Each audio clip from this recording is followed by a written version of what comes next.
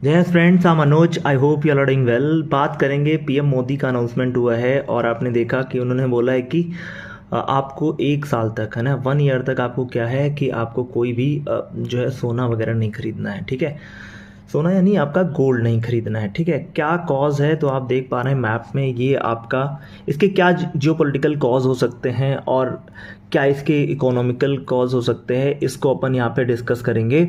आज UPSC aspirants आप किस तरीके से इसको लेते हैं, इकोनॉमिक क्या पर्सपेक्ट्स हो सकते हैं, क्या इसके जियोपॉलिटिकल कॉजेज़ हो सकते हैं, उनको हम लोग डिस्कस करेंगे। तो यहाँ पर अगर आप देखें तो ये आपका मैप दिख रहा है, this is a map of middle east. Middle east का मैप है और आप जान रहे हैं यहाँ पे आपको ईरान दिख रहा है और ईरान के आसपास आपने देखा पूरा रॉकस हुआ, किस तरीके से यहाँ पे आपके ऑयल क्राइसिस हुए। तो आपको पता है कि जब यहाँ पर क्या हुआ, सबसे बड़ी बात आपको समझनी है, सबसे बड़ा जो रीजन है वो है ऑयल का जो क्राइसिस है, उसकी बात हम करेंगे।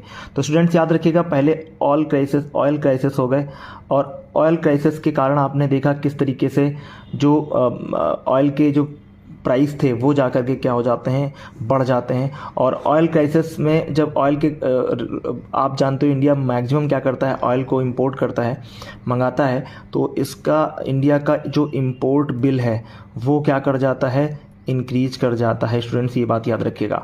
और उसके बाद आपको पता है जो हम ऑयल मंगाते हैं वो यूएस आपका डॉलर में मंगाते हैं और इसके कारण क्या हुआ, सबसे बड़ी बात कि यूएस डॉलर में मंगाने के कारण जो हमारा रुपी है उसका क्या हुआ, डिग्रेडेशन हुआ। रुपी का क्या हो गया, आप जानते हैं रुपी का क्या हो गया, रुपी जो है क्या कर गया, यूएस डॉलर की तुलना में डेप्रिशिएट कर गया।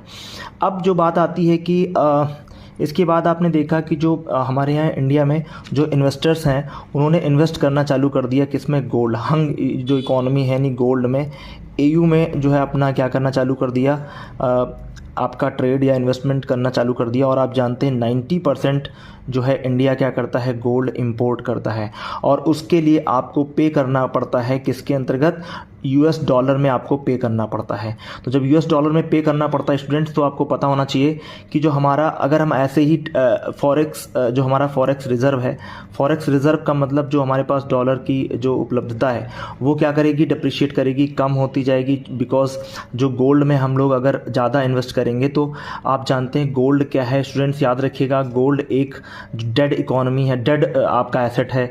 और इस तरीके से जो मनी हमारी इंफ्रा में लग सकती थी, इन्वेस्टमेंट में लग सकती